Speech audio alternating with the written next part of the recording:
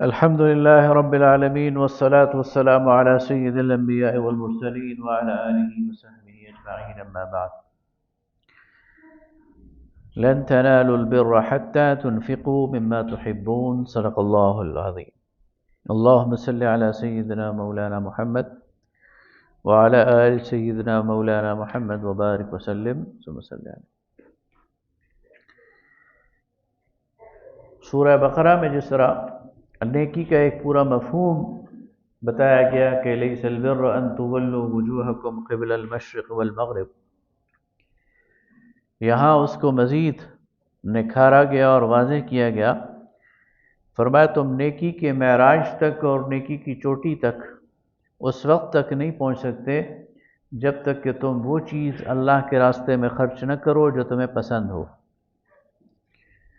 یہ ایک معیار دیا اللہ تعالیٰ نے کہ اللہ کے راستے میں وہ مال خرچ کرو جو سب سے اچھا ہو اور سب سے قیمتی ہو۔ عموماً لوگ جب اللہ کے راستے میں دینے کی باری آتی ہے تو وہ چیز دیتے ہیں جو ان کے لیے ناکارہ ہو اور جو کسی کے کام کی نہ ہو۔ تو یہ بتا بھی دیا گیا کہ ایسی چیز اگر تم اللہ کے راستے میں دو گے تو وہ قبول نہیں کی جائے گی۔ نبی صلی اللہ علیہ وسلم کے پاس ایک شخص آیا اور اس نے کہا کہ یا رسول اللہ تنگ دستی ہے اور وسائل بڑے کم ہیں، آپ میرے لیے دعا فرمائیں۔ آپ صلی اللہ علیہ وسلم نے اس کے لیے دعا فرمائی اور اللہ تعالیٰ نے اسے غنی کر دیا، یہاں تک کہ اس کے پاس جانوروں کا اتنا بڑا ریوڑ ہو گیا کہ پوری وادی بھر گئی۔ تو سال میں جب پھر زکوٰۃ کا موقع آیا تو نبی صلی اللہ علیہ وسلم نے اپنا نمائندہ بھیجا اس کے پاس۔ تو پہلے تو اس نے بڑا برا منایا کہ اچھا یہ زکوٰۃ بھی دینی ہوتی ہے، اور پھر چھانٹ کر جو مریل جانور تھے نا اور بکریاں تھیں، بھیڑیں تھیں، وہ زکوٰۃ کے نام پر رسول اللہ صلی اللہ علیہ وسلم کے پاس بھجوا دیں۔ آپ صلی اللہ علیہ وسلم نے وہ مال قبول کرنے سے انکار کر دیا اور واپس کر دیا اسے۔ بعد میں وہ بڑا پچھتایا، لیکن اس دوران رسول اللہ صلی اللہ علیہ وسلم کی وفات ہو گئی۔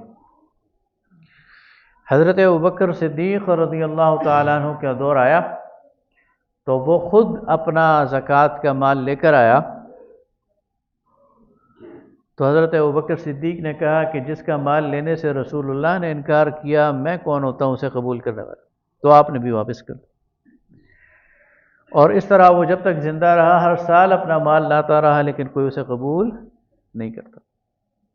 تو اللہ تعالیٰ نے یہ نیکی کا معیار رکھا ہے کہ جو تمہیں سب سے اچھا مال لگے تو وہ اللہ کے راستے میں خرچ کرو۔ آگے فرمایا کل طعام کان حلا لبنی اسرائیل الا ما حرم اسرائیل علی نفسه من قبل ان تنزل التوراۃ۔ یہود کا ایک بہت بڑا جرم یہ تھا کہ وہ حلال و حرام سے چھیڑ چھاڑ کرتے تھے۔ اللہ تعالیٰ نے جو حلال کیا ہوا ہے وہ بھی واضح ہے اور جو حرام کیا ہوا ہے وہ بھی واضح ہے۔ انہوں نے اس میں دست درازی شروع کر دی اور اپنی خواہشات نفس کو دخل دینا شروع کر دی، اپنے فتوے دینے شروع کر دیے۔ اس میں سے ایک یہ تھا کہ انہوں نے کھانے پینے کی چند چیزیں جس میں روایات میں آتا ہے اونٹ کا گوشت، یہ بھی اپنے اوپر حرام قرار دیا۔ اس کو اللہ تعالیٰ یہاں واضح کر رہا ہے کہ کل طعام کان حلا لبنی اسرائیل، بنی اسرائیل کے لیے کھانے پینے کی ہر چیز وہ حلال تھی، الا ما حرم اسرائیل علی نفسه، سوائے اس کے کہ اسرائیل یعنی حضرت یعقوب انہوں نے اپنے اوپر کوئی چیز حرام قرار دی ہو، کسی طبی وجہ سے یا کسی اور وجہ سے حضرت یعقوب نے اونٹ کا گوشت اپنے اوپر حرام قرار دیا تھا، تو وہ بنی اسرائیل نے ساری کی ساری امت پر حرام کر دیا۔ من قبل ان تنزل التوراۃ، اللہ فرماتا ہے یہ تورات کے نزول سے پہلے کی بات ہے۔ تورات تو حضرت موسیٰ پہ نازل ہوئی ہے سینکڑوں سال بعد. تو اگر تمہارے پاس کوئی حقیقت ہے تو تورات سے اٹھا کر لے آؤ، تو تورات میں تو ایسا کوئی بھی حکم موجود نہیں ہے. تو یہ جو حلال اور حرام ہے یہ بڑی سینسیٹیو چیز ہے، حساس چیز ہے. یہی وجہ ہے کہ اللہ تعالیٰ نے جب آخری شریعت نافذ کی تو خود نبی صلی اللہ علیہ وسلم کو بھی منع کر دیا کہ اب آپ نے بھی اس میں کوئی اضافہ یا کمی نہیں کرنی. اب اللہ تعالیٰ نے اس کو مکمل کر دیا. یا ایھا النبی لما تحرم ما احل اللہ لک. آگے فرمایا قل صدق اللہ بل ملت ابراہیم حنیفا.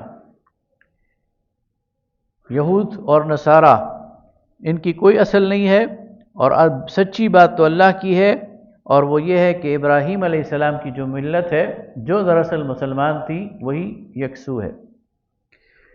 آگے فرمایا ان اول بیت وضع للناس للذی ببکۃ مبارکا.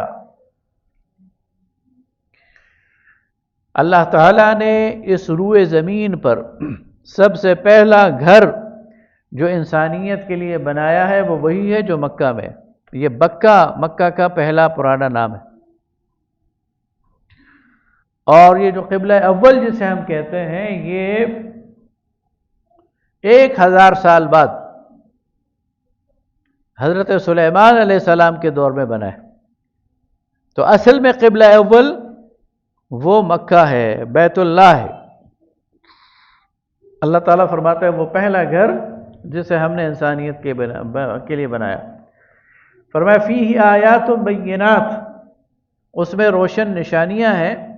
مقام ابراہیم، ایک روشن نشانی تو ابراہیم کے کھڑے ہونے کی جگہ ہے، وہ پتھر ہے جس پر ابراہیم نے کھڑے ہو کر اس کی تعمیر کی. ومن دخلہ کان آمنا، دوسری نشانی اس کی یہ ہے کہ جو بھی اس کی حدود میں داخل ہوتا ہے امن سے ہو جاتا ہے. ارد گرد لڑائی جھگڑے ہوتے ہیں، اغوا ہوتا ہے، قتل و غارت گری ہوتی ہے، لیکن حدود حرم میں جو ہی کوئی داخل ہوتا ہے امن سے ہو جاتا ہے. یہ اللہ کی نشانی ہے.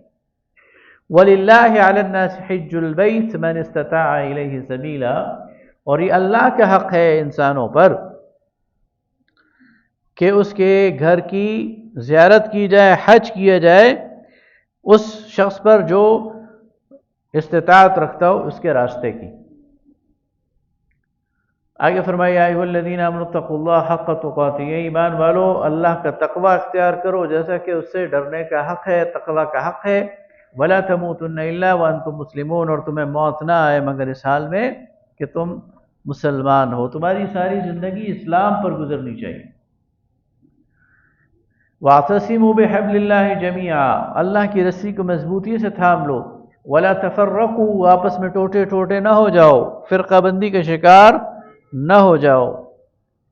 واذکروا نعمت اللہ علیکم، اور واذکروا نعمت اللہ علیکم، اللہ کی وہ نعمت یاد رکھو جو اس نے تم پر کی ہے. اذ کنتم اعداء، کہ تم ایک دوسرے کے دشمن تھے. فألف بین قلوبکم، تو اس نے تمہارے دلوں کو جوڑ دیا. فأصبحتم بنعمته اخوانا، اور تم اس کی نعمت کے ذریعے، اس کی نعمت کی وجہ سے آپس میں بھائی بھائی بن گئے. عرب کے اندر، عرب قبائل کے درمیان جو صدیوں سے دشمنیاں تھیں، اسلام کی دولت کے نتیجے میں وہ ساری کی ساری دشمنیاں ختم ہو گئیں، اور وہ جو ایک دوسرے کے خون کے پیاسے تھے وہ بھائی بھائی بن گئے. وَكُنْتُمْ عَلَى شَفَا حُفْرَةٍ مِّنَ النَّارِ، اور تم تو آگ کے گڑھے کے کنارے تھے. فَأَنْقَذَكُم مِّنْهَا، تو میں نے تمہیں اس سے نکالا. كَذَلِكَ يُبَيِّنُ اللَّهُ لَكُمْ آيَاتِهِ لَعَلَّكُمْ تَهْتَدُونَ، تو اللہ تعالیٰ فرماتا ہے یہ اس لیے ہے کہ اس طرح تمہیں وہ اپنی آیات واضح دکھاتا ہے تاکہ تم ہدایت پاؤ. آگے فرمایا وَلْتَكُن مِّنْكُمْ أُمَّةٌ يَدْعُونَ إِلَى الْخَيْرِ، تم میں سے ایک گروہ ایسا ضرور ہونا چاہیے جو لوگوں کو خیر کی طرف بلائے، بھلائی کی طرف بلائے. وَيَأْمُرُونَ بِالْمَعْرُوفِ وَيَنْهَوْنَ عَنِ الْمُنْكَرِ، اور نیکی کا حکم دے اور برائی سے روکے. وہی بات جو بقرہ میں کہی گئی کنتم وَكَذَلِكَ جَعَلْنَاكُمْ أُمَّةً وَسَطًا لِتَكُونُوا شُهَدَاءَ عَلَى النَّاسِ، تم بہترین امت ہو، تمہیں درمیان میں اٹھایا گیا ہے، انسانوں پر تم نے گواہی دینی. اس کو یہاں ایک اور انداز سے بیان کیا جا رہا ہے. آگے فرمایا کنتم خیر امت اخرجت للناس، تم بہترین امت ہو جسے لوگوں کے لیے اٹھایا گیا ہے۔ پرانی امت معزول ہو گئی ہے، اب تم امامت اور قیادت کے منصب پر فائز ہو گئے ہو، اور اب تم نے انسانوں پر گواہ رہنا۔ یہ بڑا نازک مقام ہے، بڑا نازک منصب ہے۔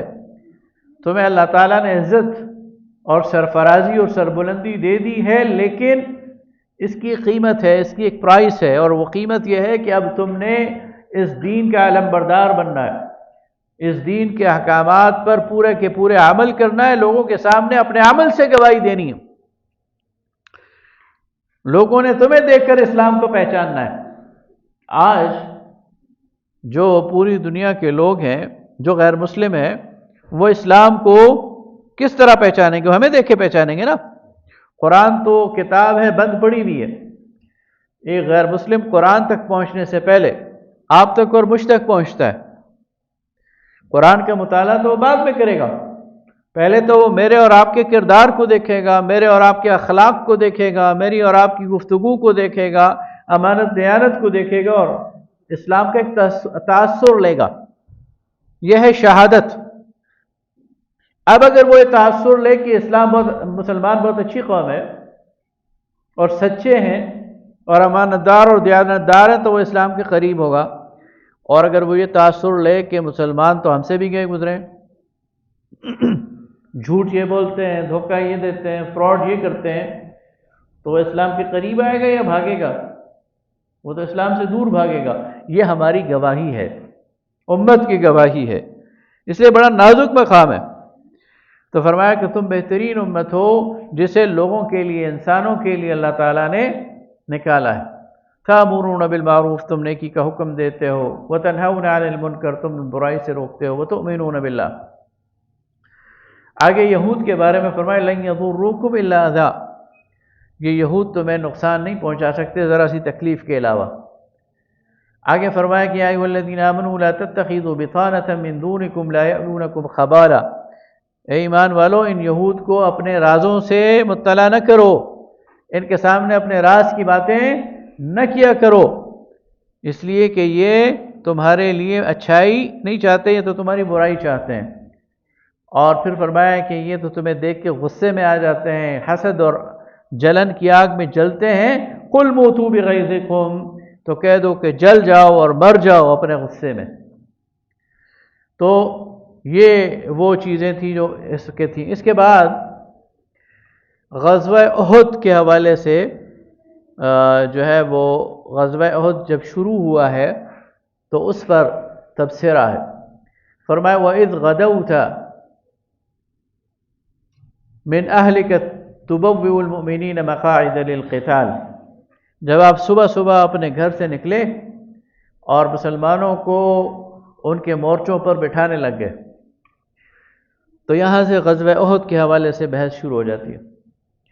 آپ کو معلوم ہے کہ 2 ہجری میں غزوہ بدر ہوا ہے، اور غزوہ بدر میں اللہ تعالیٰ نے مسلمانوں کو ایک کھلی فتح دی، 70 کفار کے لیڈرز مارے گئے، ابو جہل اس میں شامل تھا، اور 70 لیڈرز کو مسلمانوں نے گرفتار کر کے بطور قیدی مدینہ منتقل کر دیا۔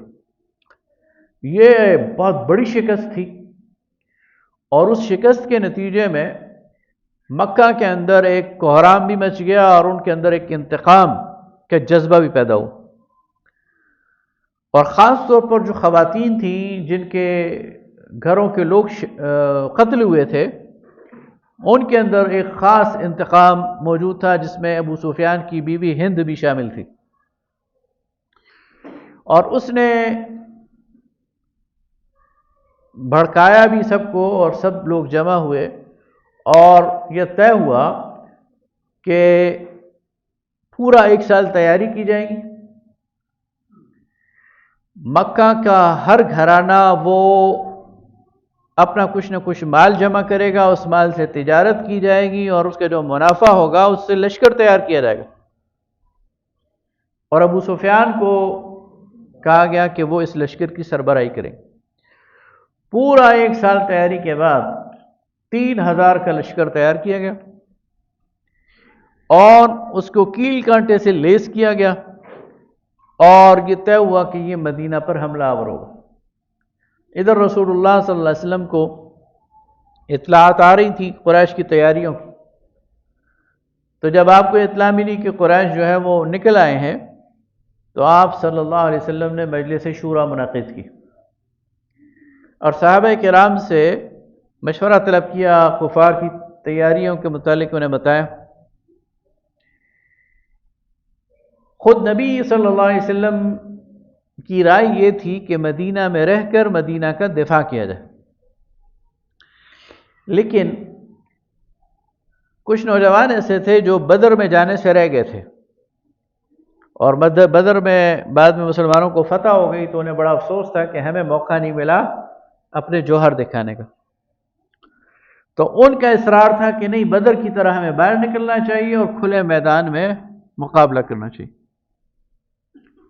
رسول اللہ صلی اللہ علیہ وسلم نے بالآخر ان نوجوانوں کی، اور چونکہ محفل میں ایک رائے بن گئی تھی تو اس رائے کو تسلیم کر لیا اور باہر نکل کر مقابلہ کرنے کا فیصلہ کر لیا۔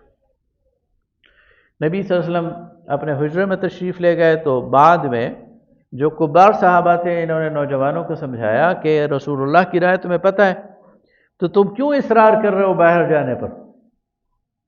رسول اللہ صلی اللہ علیہ وسلم زرہ پہن کر جب واپس تشریف لائے تو نوجوانوں نے کہا کہ ہم اپنی رائے واپس لیتے ہیں، جو آپ کی چاہت ہو، جو آپ کی رائے ہو اس طرح کریں۔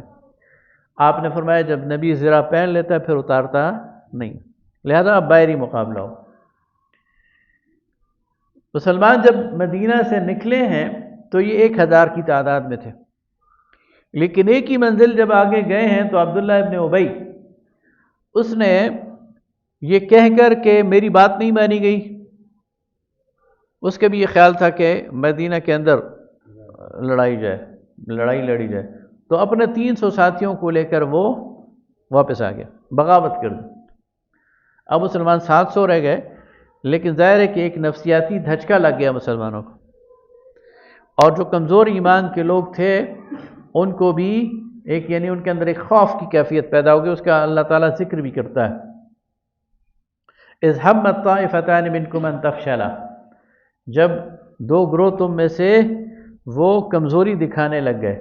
یہ بنو سلمہ اور بنو حارثہ تھے جو نبی صلی اللہ علیہ وسلم کے ساتھ موجود تو تھے لیکن ڈر گئے تھے۔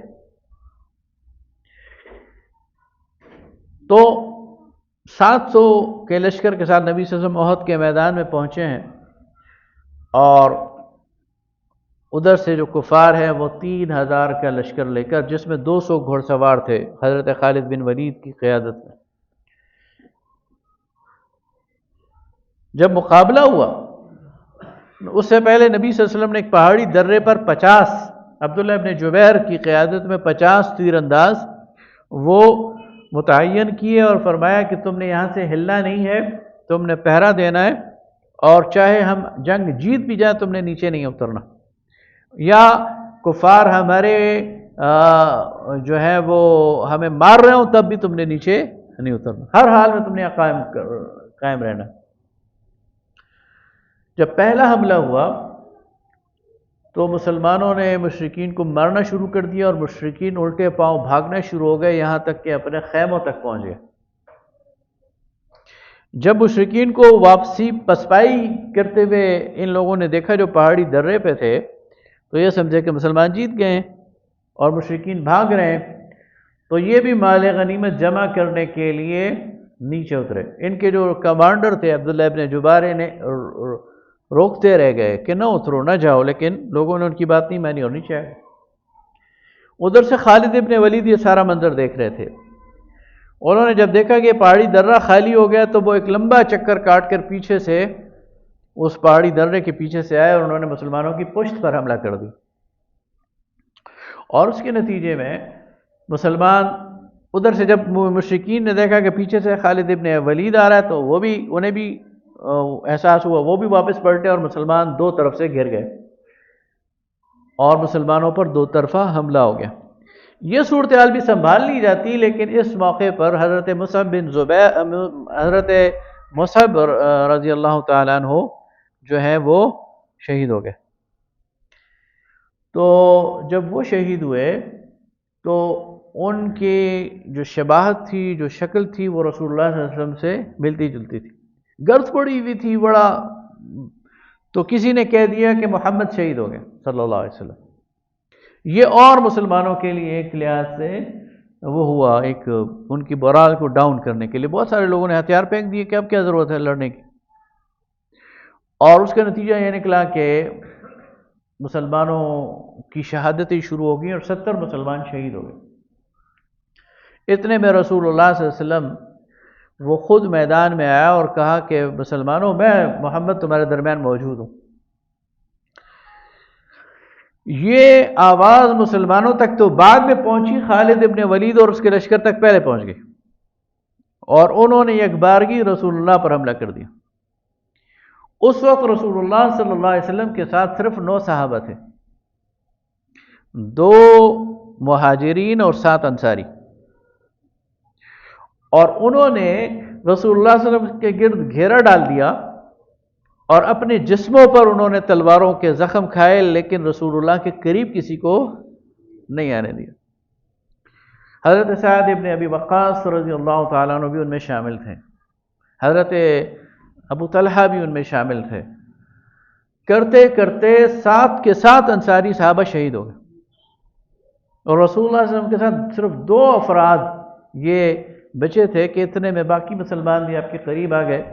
اس دوران رسول اللہ صلی اللہ علیہ وسلم کو دھکا لگا تو آپ ایک گڑھے میں گر گئے اور آپ کی پیشانی مبارک پہ بھی زخم آ گئے، آپ کے دانت مبارک بھی ٹوٹ گئے اور تھوڑی دور کے لیے آپ پہ بے ہوشی بھی آ گئی.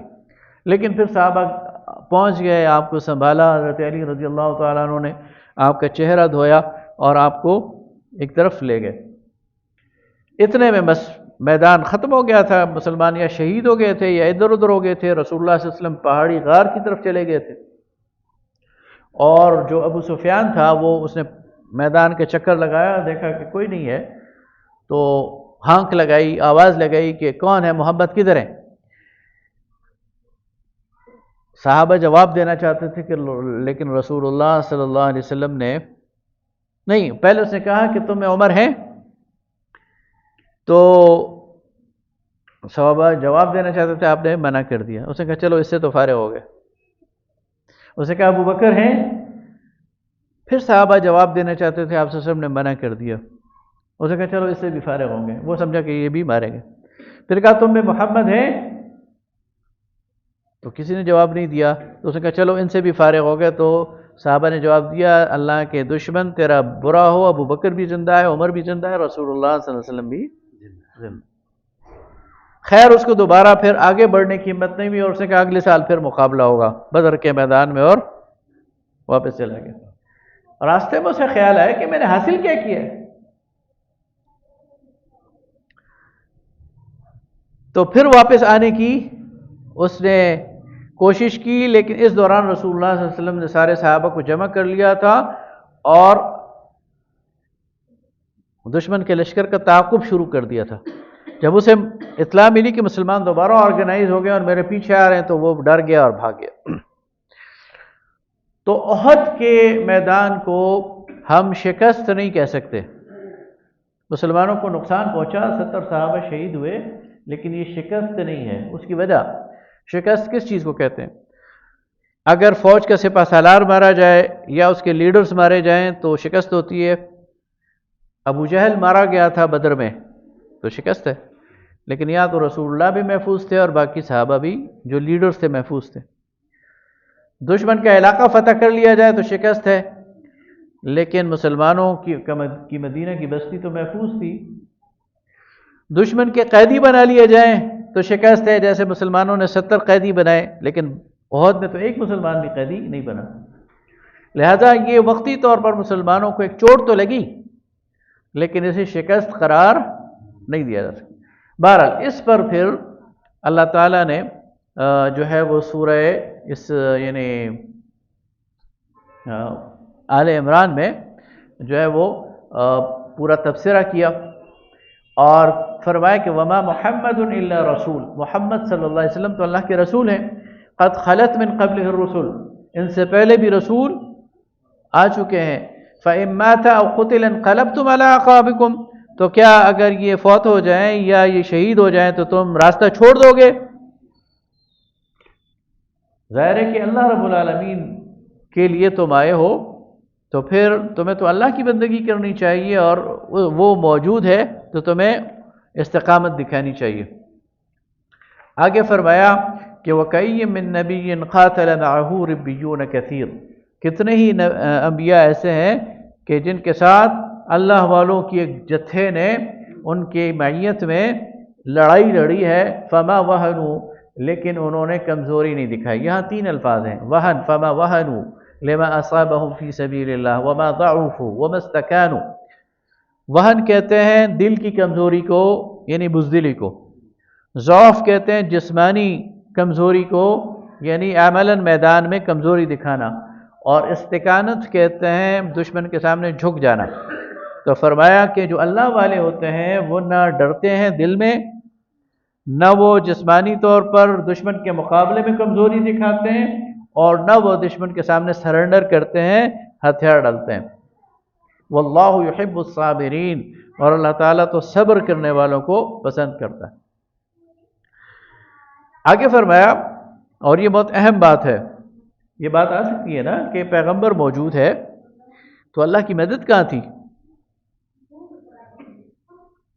تو اللہ تعالیٰ فرماتا ہے وَلَقَدْ صَدَقَكُمُ اللَّهُ وَعْدَهُ إِذْ تَحُسُّونَهُم بِإِذْنِهِ، اللہ نے تو اپنا وعدہ سچا کر دکھایا تھا جب پہلے مرحلے میں تمہیں انہیں کاٹ رہے تھے۔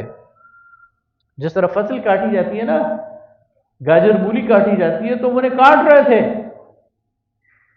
حَتَّى إِذَا فَشِلْتُمْ، لیکن پھر تم میں پھوٹ پڑ گئی،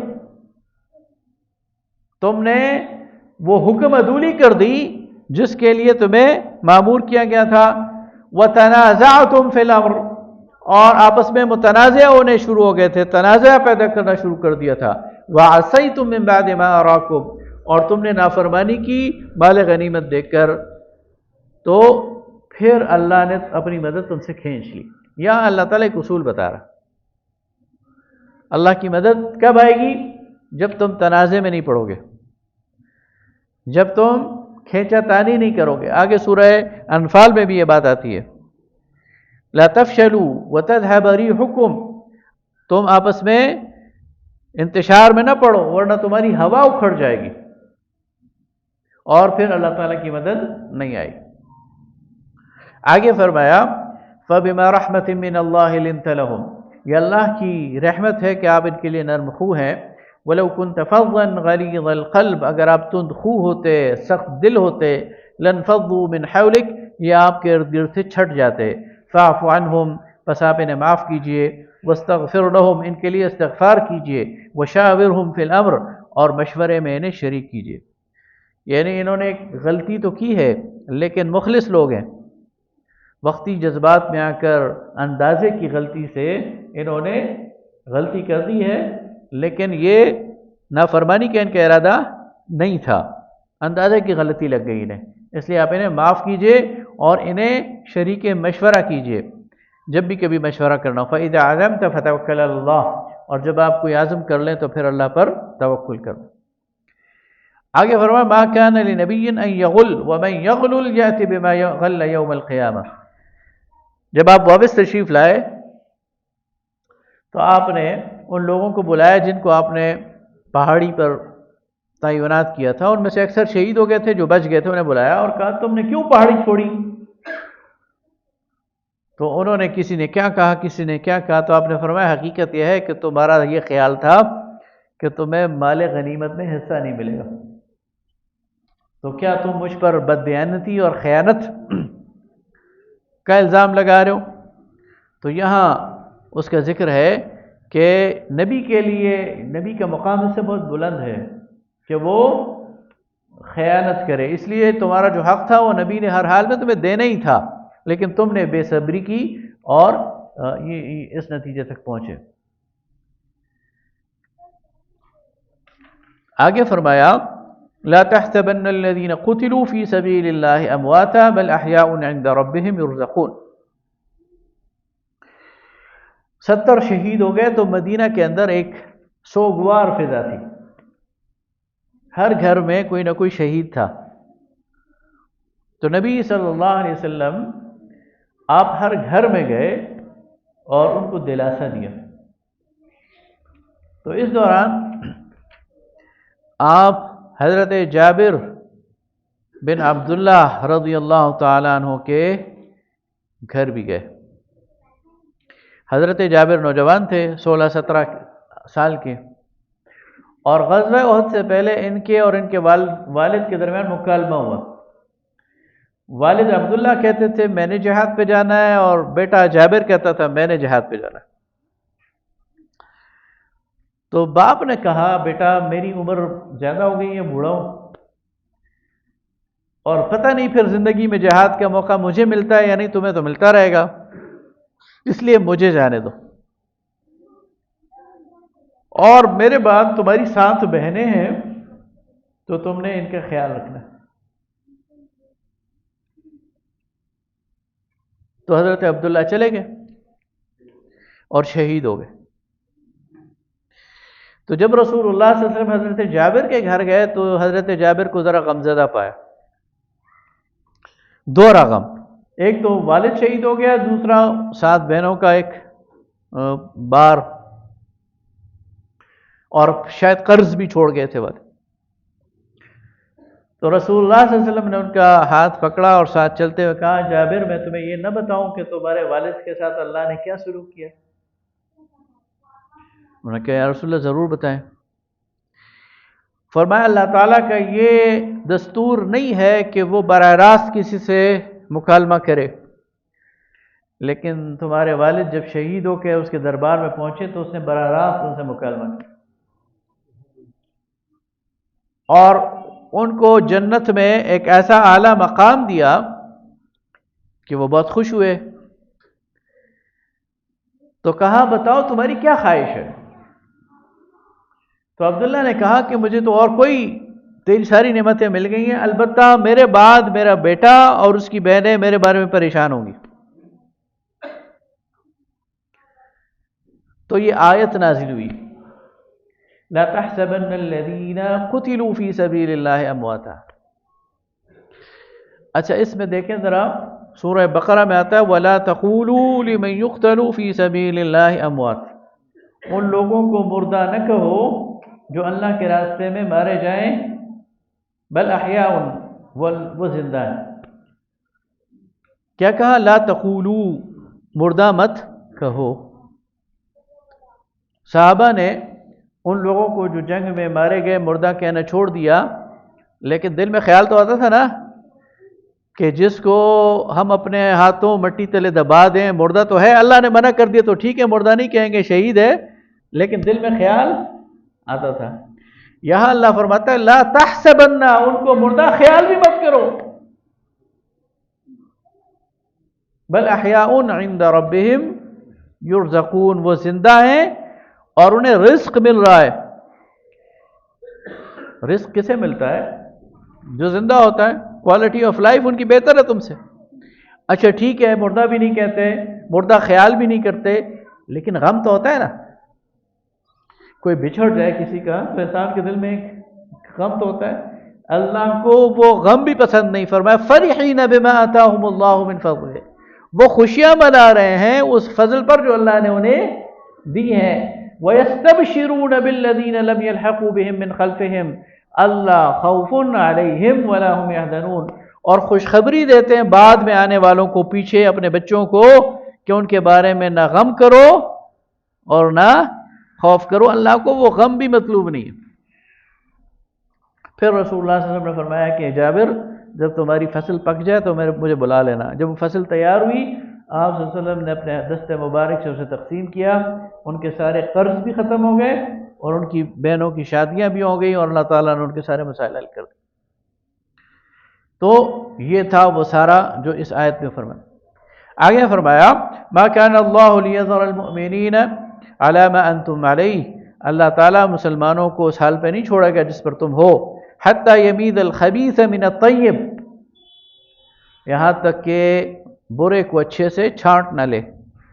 تمہارے اندر جو نفاق ہے، جو کمزوریاں ہیں، وہ جب تک علیحدہ نہیں ہوں گی اللہ تعالیٰ تم پر آزمائشیں لاتی رہے. یہ جو احد کی آزمائش تھی اس کا نتیجہ کیا نکلا؟ منافقین ایکسپوز ہو گئے، بالکل سامنے آ گئے. اس سے پہلے تو منافقین چھپے ہوئے تھے نا. احد کی اس آزمائش نے ان کو بالکل نکھار کر باہر پھینک دیا، سامنے آ گیا کہ یہ منافق ہے اور یہ کمزور ہے. تو اللہ تعالیٰ فرماتا ہے ان آزمائشوں کے نتیجے میں اللہ تعالیٰ تمہیں برے کو اچھے سے چھانٹ دیتا ہے. وَمَا كَانَ اللَّهُ لِيُطْلِعَكُمْ عَلَى الْغَيْبِ. اور اگلی بات کہہ دی کہ یار رسول تو تمہارے درمیان موجود ہے، کوئی یہ کہہ سکتا ہے نا رسول اللہ صلی اللہ علیہ وسلم موجود ہیں تو پھر یہ تکلیف آئی کیوں؟ اللہ کو پہلے بتا دینا چاہیے تھا. اللہ فرماتا ہے ما کان اللہ لیطلعکم علی الغیب، اللہ تمہیں غیب کی خبریں نہیں دے گا. اللہ تعالیٰ تمہیں آن دی گراؤنڈ، زمین پر آزمائے گا، چاہے تمہارے درمیان رسول ہی موجود کیوں نہ ہو. اللہ تعالیٰ تمہیں یہ نہیں بتائے گا کہ سامنے کھڈا ہے دائیں ہو جاؤ یا بائیں ہو جاؤ. یہ تم نے خود سینس کرنا ہے، یہ تم نے خود اپنے لیے وہ اپنا راستہ متعین کرنا ہے. اللہ تعالیٰ تمہیں غیب کی خبریں نہیں دے گا. آگے فرمایا لقد سمع اللہ قول الذین قالوا ان اللہ فقیر ونحن اغنیاء. اس سے پہلے وہ آئی ہے نا کہ وَأَقْرِضُوا اللَّهَ قَرْضًا حَسَنًا، اللہ کو قرض دو. تو یہود کہتے تھے اللہ محتاج ہے جو ہم سے قرض مانگ رہا ہے. اللہ فرماتا ہے کہ میں نے اس کو لکھ لیا ہے، ان کی اس گستاخی کو اور ان کے انبیاء کے قتل کرنے کو، اور میں ان کو اس کا بدلہ قیامت کے دن دوں گا. پھر یہ یہود کہتے تھے الذین قالوا ان اللہ عہد الینا الا نؤمن لرسول حتی یأتینا بقربان تأکلہ النار. یہ یہود کہتے تھے کہ ہمیں تو منع کیا گیا ہے کسی شخص کو، ہم اس وقت تک رسول نہیں مانیں گے جب تک کہ وہ ایسی قربانی نہ کرے جسے آگ اچک کرنے لے جائے. بنی اسرائیل میں یہ روایات میں آتا ہے کہ جب بھی کوئی نیا پیغمبر آتا وہ لوگوں کے سامنے قربانی کرتا، آسمان سے آگ آتی اسے جلا کر بھسم کر دیتی. یہ نشانی تھی اس کے سچا رسول ہونے کی. تو انہوں نے یہ چیز نبی صلی اللہ علیہ وسلم سے مطالبہ کیا تو آپ نے فرمایا، اللہ نے فرمایا کہ اچھا وہ جو سچے رسول تمہارے پاس آئے اور جنہوں نے یہی نشانیاں تمہیں دکھائیں، پھر تم نے کیوں انہیں جھٹلایا؟ تم نے تو انہیں بھی جھٹلا دیا تھا، تم نے تو انہیں بھی قتل کر دیا تھا، اس لیے بہانے نہ بناؤ. تو اس طرح یہ سورت جو ہے وہ پھر تذکیر پر ختم ہوتی ہے. الذین یذکرون اللہ قیاما وقعودا وعلی جنوبہم، وہ لوگ جو اللہ کو یاد کرتے ہیں کھڑے کھڑے اور بیٹھے بیٹھے اور پہلو کے بل.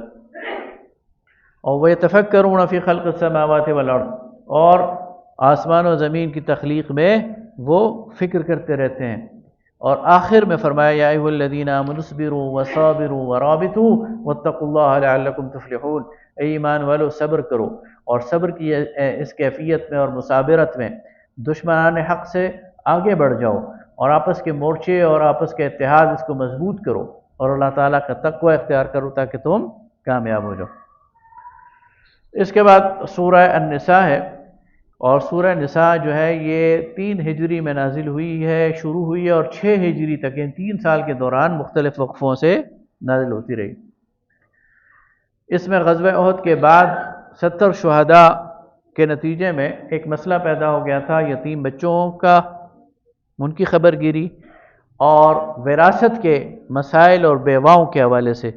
تو وہ سارے مسائل اس میں ڈسکس کیے گئے، اور اس میں صلاۃ خوف، قصر و تیمم، خاندان کی تنظیم، نکاح و طلاق، منافقین کے حوالے سے 2 ٹوک موقف. منافقین بالکل ایکسپوز ہو کر سامنے آ گئے تھے، اس لیے اب ان کے بارے میں ایک سخت موقف وہ اس صورت میں بتا دیا گیا. رسول اللہ صلی اللہ علیہ وسلم کی غیر مشروط اطاعت اور عیسیٰ ابن مریم کے حوالے سے غلط عقائد کی جو تردید ہے یہ ساری اس میں موجود ہے. تو فرمایا، اسی کو ہم اب یعنی اگر آپ قرآن کا ٹیکسٹ سامنے رکھیں تو دیکھ لیتے ہیں کہ اس میں سب سے پہلی جو حکم دیا گیا وہ تھا کہ وَآتُوا الْيَتَامَ أَمْوَالَهُمْ، یتیموں کو ان کا جو مال ہے وہ دو. وَلَا تَتَبَدَّلُوا الْخَبِيثَ بِالطَّيِّبِ، اور ان کے مال کو برے مال سے تبدیل نہ کرو. تمہارے پاس اپنا مال ہے، یتیم کا مال ہے، تم اس کے کیئر ٹیکر ہو، یتیم کا مال اچھا ہے تمہارا برا ہے، تو اپنا برا اس کے حوالے کر کے اس کا اچھا اپنی طرف نہ موڑو، بلکہ اس کے جو مال ہے وہ اسی کے لیے محفوظ رکھو۔ وَلَا تَأْكُلُوا أَمْوَالَهُمْ إِلَىٰ أَمْوَالِكُمْ، اور اپنے مال کے ساتھ ان کا مال نہ کھاؤ، إِنَّهُ كَانَ حُوبًا كَبِيرًا، یہ بہت بڑی وبا ہے۔ وَإِنْ خِفْتُمْ أَلَّا تُقْسِطُوا فِي الْيَتَامَىٰ، اور اگر تمہیں ڈر ہو تم یتیموں کے بارے میں انصاف نہیں کر سکتے، فَانْكِحُوا مَا طَابَ لَكُم مِّنَ النِّسَاءِ مَثْنَىٰ وَثُلَاثَ وَرُبَاعَ، تو تم عورتوں میں سے جتنے نکاح کرنے چاہو، دو دو، تین تین یا چار چار۔ فَإِنْ خِفْتُمْ أَلَّا تَعْدِلُوا فَوَاحِدَةً، اور اگر تم ڈرتے ہو کہ تم عدل نہیں کر سکتے تو پھر تمہارے لیے ایک ہی بہتر ہے۔ یہاں تعدد ازواج کا حکم دیا جا رہا ہے۔ عرب میں ایک شخص کی کئی کئی شادیاں ہوتی تھیں، کئی کئی بیویاں ہوتی تھیں، اور اس کی تعداد مقرر نہیں تھی۔ شریعت نے اس کی تعداد کو 4 تک محدود کر دیا اور فرمایا کہ تم ایک وقت میں 4 سے زیادہ نکاح نہیں کر سکتے، اور وہ بھی عدل کی شرط کے ساتھ۔ اگر عدل نہیں کر سکتے تو پھر تمہارے لیے ایک ہی بہتر ہے۔ تو اس وقت پھر جن کی 4 سے زیادہ بیویاں تھیں انہوں نے اس کو طلاق دے دی اور اپنے لیے 4 ہی رکھیں۔ وَآتُوا النِّسَاءَ صَدُقَاتِهِنَّ نِحْلًا، اور عورتوں کو ان کے مہر خوشی خوشی دو۔ نکاح میں ایک بنیادی چیز وہ مہر ہے، اور یہ مہر اس کا حق ہے، یہ خوشی خوشی دو۔ فَإِن طِبْنَ لَكُمْ عَنْ شَيْءٍ مِّنْهُ نَفْسًا فَكُلُوهُ هَنِيئًا مَرِيئًا، اور اگر وہ خود تم اسے اس کا مہر حوالے کر دو اور اس میں سے وہ پھر تمہیں کچھ واپس دے دے تو اسے پھر تم مزے سے کھا سکتے ہو، اس میں کوئی وہ نہیں ہے، کوئی بات۔ وَلَا تُؤْتُوا السُّفَهَاءَ أَمْوَالَكُمُ الَّتِي جَعَلَ اللَّهُ لَكُمْ قِيَامًا وَارْزُقُوهُمْ فِيهَا وَاكْسُوهُمْ وَقُولُوا لَهُمْ قَوْلًا مَّعْرُوفًا۔ آگے فرمایا کہ یہ بات ٹھیک ہے کہ تم یتیم کے مال کی حفاظت کرو، لیکن اس کا مطلب یہ نہیں ہے کہ اگر یتیم کم عقل ہے یا ابھی کم سن ہے تو تم اس کا مال اس کے حوالے کر کے اس کے سر پہ ڈال کر اپنے آپ کو بچا لو، نہیں۔ اگر وہ کم عقل ہے، ابھی چھوٹا ہے، نادان ہے، تو اس کا مال اسے دے کر ضائع نہ کرو بلکہ اس کی پوری حفاظت کرو۔ ہاں، اس میں سے اس کی ضرورتیں پوری کرتے رہو اور ان سے اچھی بات کرو۔ وَابْتَلُوا الْيَتَامَىٰ حَتَّىٰ إِذَا بَلَغُوا النِّكَاحَ، ہاں جب یہ یتیم بڑے ہو جائیں تو پھر ان کی آزمائش کرو، ان کا امتحان لو۔ فَإِنْ آنَسْتُم مِّنْهُمْ رُشْدًا، جب تم ان میں عقل پاؤ، فَادْفَعُوا إِلَيْهِمْ أَمْوَالَهُمْ، تو پھر ان کا مال ان کو واپس کر دو۔ تو ویسے ہی خواہ ان کا مال ان کے حوالے نہیں کرنا کہ وہ ضائع کر دیں۔ آگے فرمایا کہ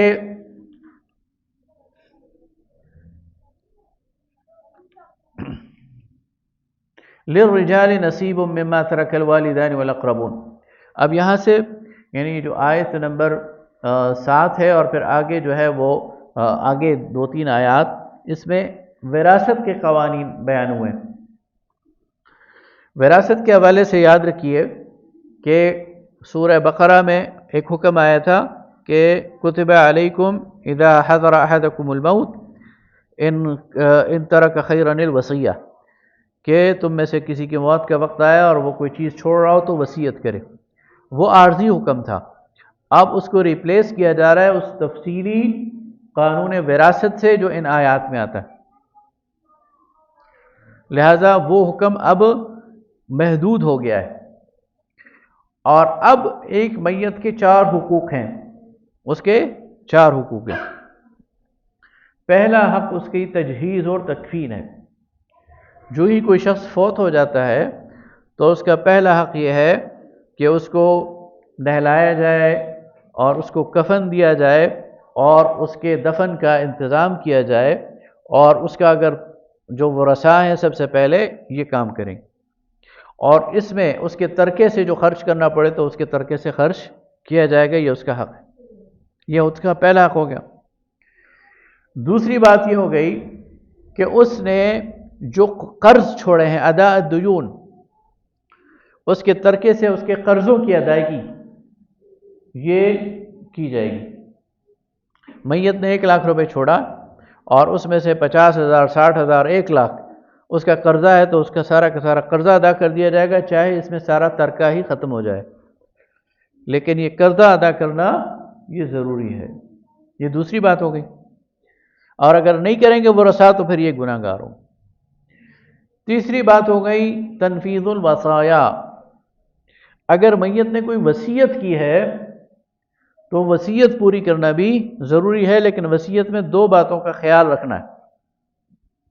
ایک بات یہ ہے کہ یہ وصیت 1/3 مال سے زیادہ نہیں ہونی چاہیے۔ مثلا ایک میت نے 1 لاکھ روپے چھوڑا ہے تو 33,000 روپے سے زیادہ کی وصیت نہیں ہونی چاہیے۔ اس سے زیادہ کی وصیت ہوگی تو وہ نہیں مانی جائے گی، اس تک اس کو محدود کیا جائے گا۔ دوسری بات اس میں ہے کہ لا وصیت لوارث، وارث کے حق میں میت وصیت نہیں کر سکتا۔ مثلا بیٹا پہلے ہی، ایک میت کے 2 بیٹے ہیں 3 بیٹے ہیں تو وہ تو پہلے ہی وارث ہیں، اب اگر وہ یہ کہہ دے کہ میرا جو فلاں بیٹا ہے اس کو میری 1/3 مال دے دیا جائے تو یہ باقیوں پر ظلم ہے، اس لیے وارث کے حق میں وصیت نہیں ہے، چاہے وہ بیوی ہے، چاہے وہ بیٹی ہے، چاہے وہ ماں باپ ہے، چاہے وہ بیٹا ہے، یہ وارث ہیں، ان کے حق میں وصیت نہیں کر سکتا۔ وصیت کس کے بارے میں کر سکتا ہے؟ کسی غیر وارث کے بارے میں کر سکتا ہے، یا اپنے اس پوتے کے بارے میں کر سکتا ہے جس کا باپ میت کی زندگی میں فوت ہو گیا ہو، یا کسی اور خیر اور بھلائی کے کام کے لیے کر سکتا ہے کہ میرے اس پیسے سے مسجد بنا دی جائے، کنواں کھدوا دیا جائے، مدرسہ بنا دیا جائے، تو یہ وصیت وہ کر سکتا ہے۔ جی جی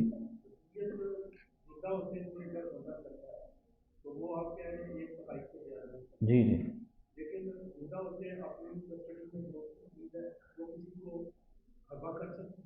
جی بالکل اچھا سوال کر دیا آپ نے۔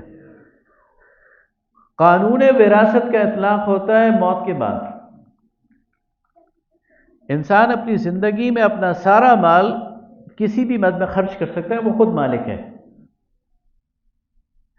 بلکہ اگر وہ اپنی اولاد کے درمیان بھی تقسیم کرے گا تو اس فارمولے سے نہیں کرے گا جو وراثت والا ہے، یہ بات یاد رکھیے۔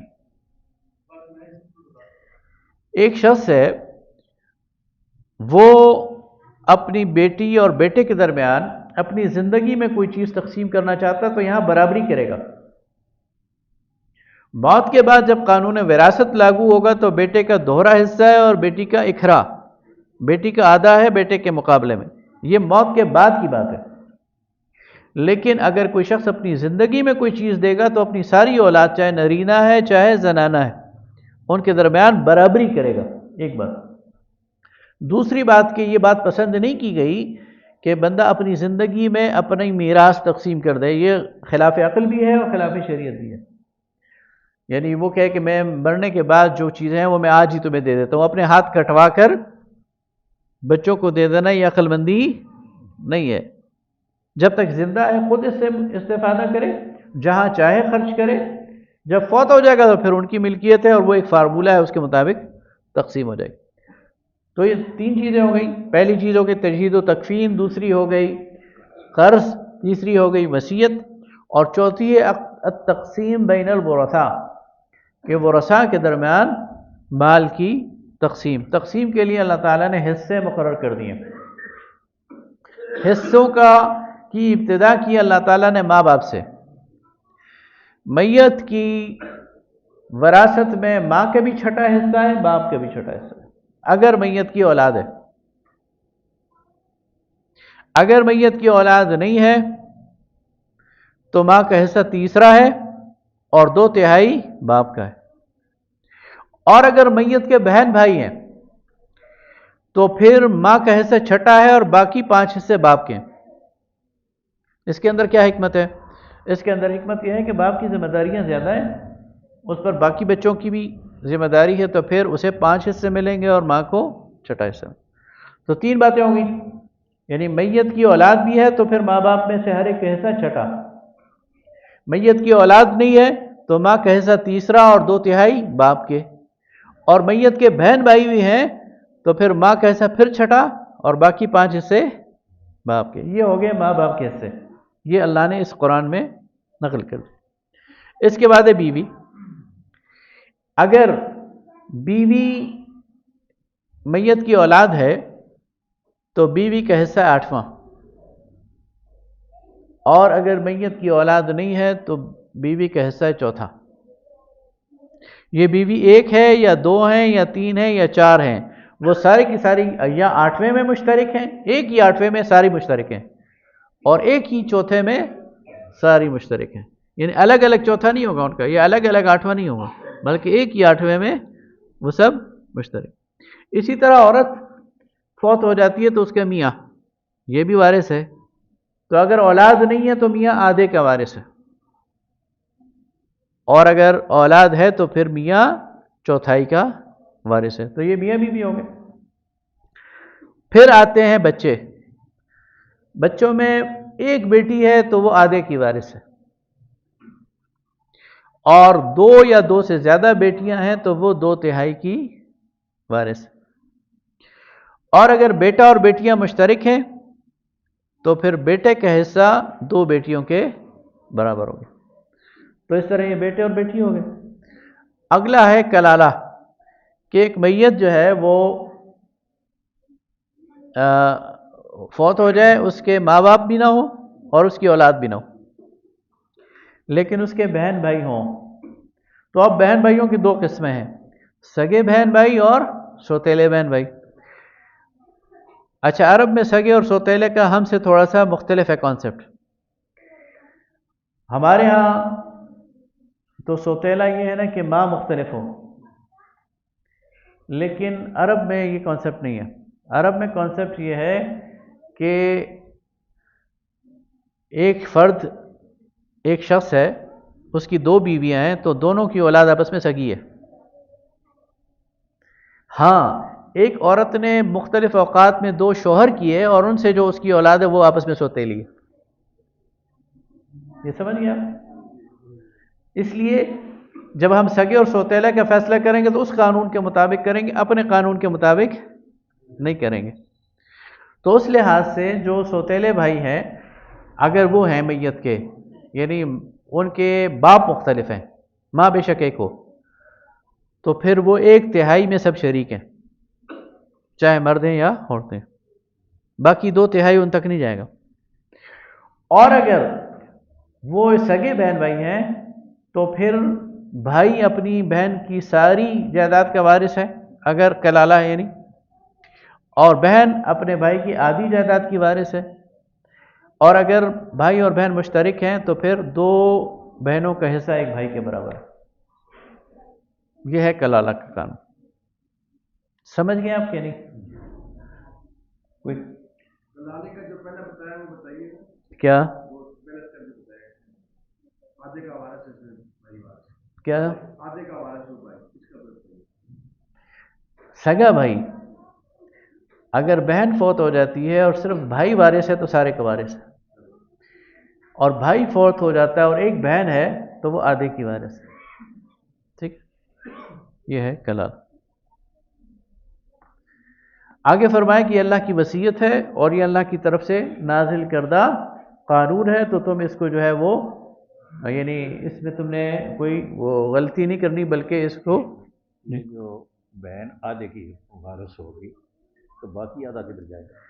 ہاں، باقی آدھا جو ہے وہ آپ کے پھر جو باقی رشتہ دار ہیں نا عصابہ میں، ان کی طرف جائے گا. مثلا اس میں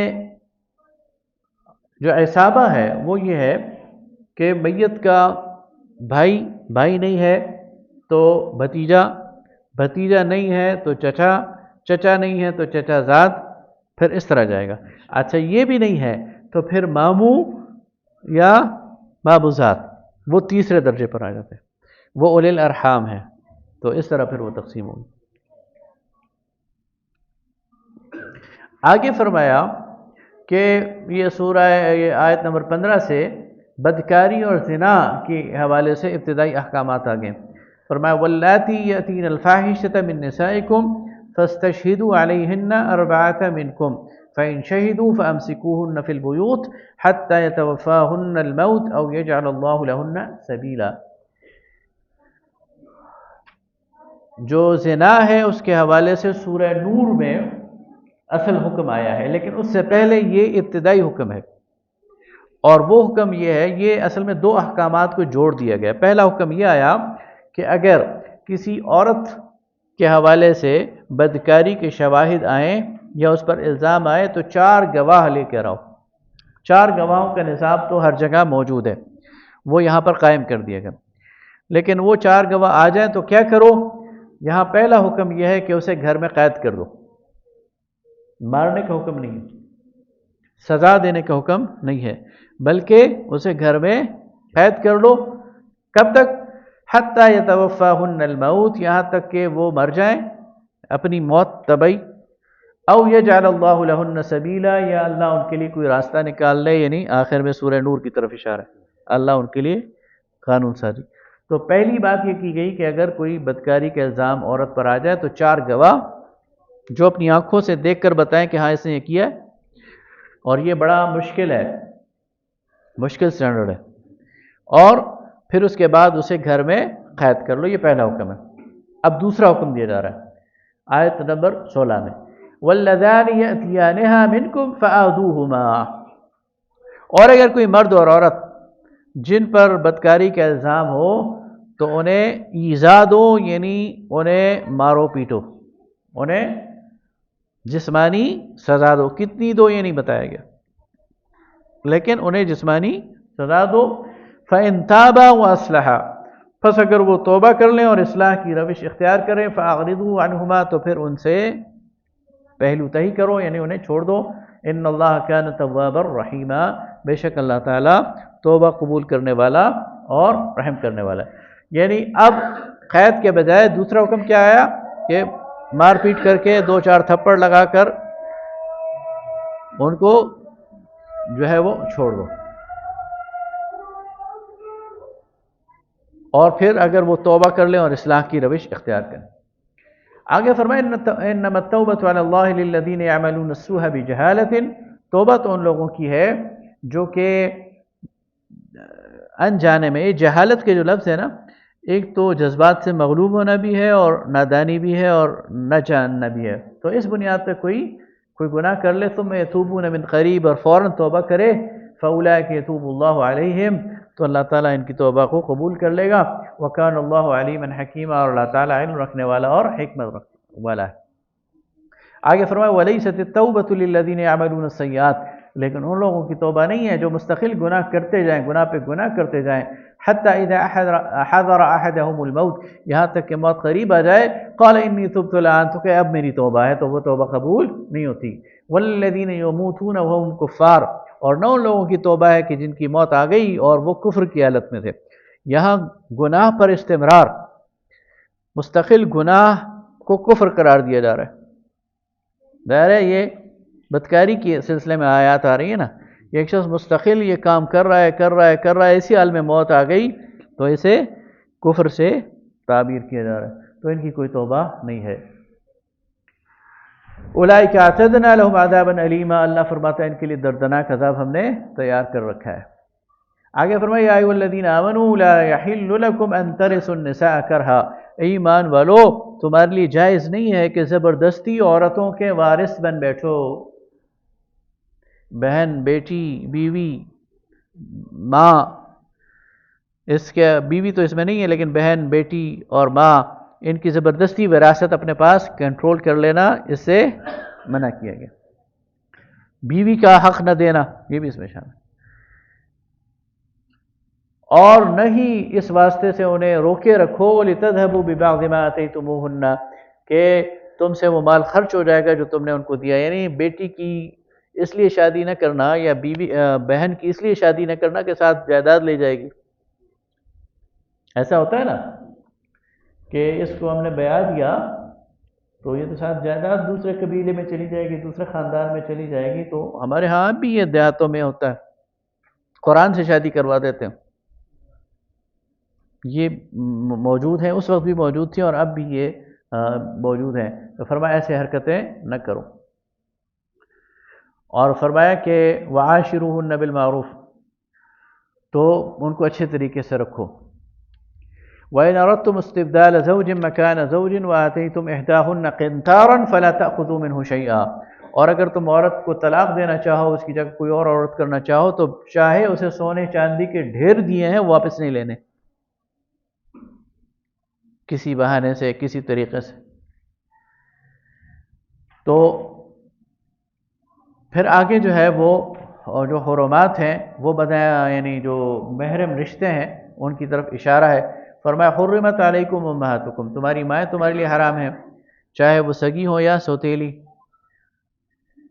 وبناتکم، اور تمہاری بیٹیاں تمہارے لیے حرام ہے، واخواتکم، تمہاری بہنیں تمہارے لیے حرام ہے، وعماتکم، تمہاری پھوپھیاں تمہارے لیے حرام ہے، وخالاتکم، تمہاری خالائیں تمہارے لیے حرام ہیں، وبنات الاخ، تمہاری جو بھتیجیاں ہیں، وبنات الاخت، تمہاری بھانجیاں ہیں، وامہاتکم اللاتی ارضعنکم، وہ مائیں جنہوں نے تمہیں دودھ پلایا ہے، واخواتکم من الرضاعہ، اور دودھ شریک بہنیں، وامہات نسائکم، تمہاری ساسیں جو تمہاری بیویوں کی مائیں ہیں، وربائبکم اللاتی فی حجورکم، تمہاری وہ بیٹیاں جو تمہاری بیویوں کے ساتھ آئی ہیں، تمہارے گھروں میں جنہوں نے پرورش پائی ہے، سوتیلی بیٹیاں۔ اللاتی اذا دخلتم بہن، یعنی وہ اور جس سے آپ نے ظن و شوق قائم کر لیا ہو۔ فإن لم تکونوا دخلتم بہن فلا جناح علیکم، لیکن ایک عورت سے آپ کا نکاح ہوا لیکن آپ اس کی رخصتی نہیں ہوئی اور آپ نے اسے اس سے پہلے طلاق دے دی، اس کی بیٹی آپ کے لیے حلال ہے۔ وحلائل ابنائکم، اور تمہاری بہویں، الذین من اصلابکم، جو تمہارے اپنے ذاتی سگے بیٹے ہیں، یعنی منہ بولا بیٹا اس میں شامل نہیں ہے۔ وان تجمعوا بین الاختین، اور یہ کہ تم دو بہنوں کو ایک فرد کے نکاح میں جمع کرو، الا ما قد سلف، جو پہلے ہو چکا وہ ہو چکا، ان اللہ کان غفورا رحیما، بے شک اللہ تعالی بخشنے والا مہربان ہے۔ وآخر دعوانا الحمدللہ۔ کوئی سوال ہے تو